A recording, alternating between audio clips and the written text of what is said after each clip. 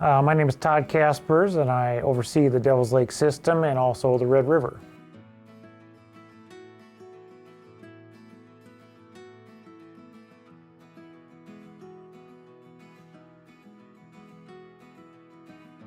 Water levels are okay right now. We're down from the high back in like 2011, of course, but overall we're still doing pretty well water level wise. I don't look for a lot of runoff probably this year, but the forecasts are for, maybe a foot or maybe a little more than that, but we'll see what happens. Walleyes are still doing pretty well on Devil's Lake right now. Not as well as a couple years ago in like 2023, of course, but overall the walleye population is more or less kind of average right now. But we still have pretty good numbers of those kind of 15 to 20 inch size keeper fish. Those numbers of those size fish will be running a little above average. And then, say 20 inch and above fish, those should be around average as well.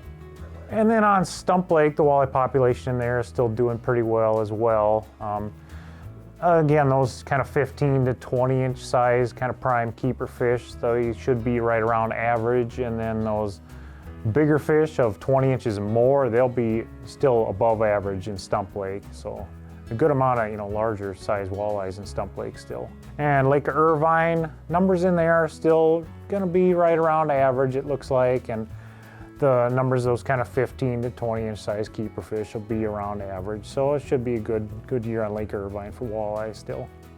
Pike and Lake Irvine are doing pretty well still. Their numbers are a little below average, but they tend to be a little overabundant in there at times. So having a few less isn't so bad of a thing in Lake Irvine. They tend to be kind of skinny, so maybe a few less of those will improve their growth and body condition a little bit. And then on Devil's Lake, the numbers of pike they're a little below average, but not too far below average. And then the size of the pike in Devil's Lake usually is around 3 to 5 pounds. That's your kind of typical size fish in Devil's Lake for northern pike.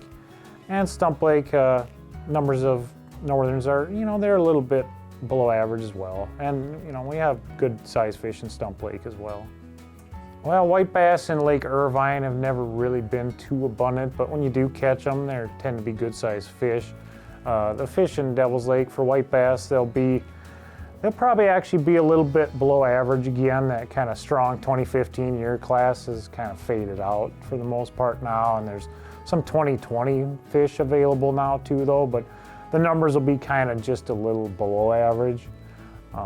And they'll be probably running around that kind of 14 to 16 inch size for the most part. And then Stump Lake, we actually had kind of a record number of white bass in our nets last year, so there should be good numbers of white bass in Stump Lake for right now. On Devil's Lake, we actually are planning to do another tagging study. It's been a while since the last one was done on Devil's Lake, so we're looking for some updated information on, say, angler exploitation and things like that. So any anglers that catch a tagged fish, I'd encourage everybody to go to the Game and Fish website and report that tag, whether you kept it or released it. And the point of this study is to learn how anglers are treating these fish. So if it's a fish that you wanted to keep, go ahead and keep it. And if it's a fish that you would have thrown back otherwise, just go ahead and release it. Don't treat those tagged walleyes any different than any other fish you would have caught. Well, we don't sample the Red River every year. It's done in conjunction with the Minnesota DNR, and that was 2022 was the last year that was sampled. But in that survey, channel catfish numbers were looking pretty strong compared to the 2015 survey, which was the last time it was done. So channel catfish should be pretty abundant on the Red River. And the Red River is known for its kind of trophy potential on channel catfish. It's always a chance that you could catch a catfish of, 20 pounds or more on the Red River. Yeah, well, spring and the fall is probably better times to target walleye and sauger. Red River does have pretty good walleye and sauger populations, and the last kind of sampling done on the Red River showed their numbers were pretty similar overall to 2015, so there should still be around the same number of walleyes as there has been, and saugers too. Oh, I think fishing will be pretty good this summer. We still have decent numbers of fish in all 3 lakes, and provided that they cooperate, of course.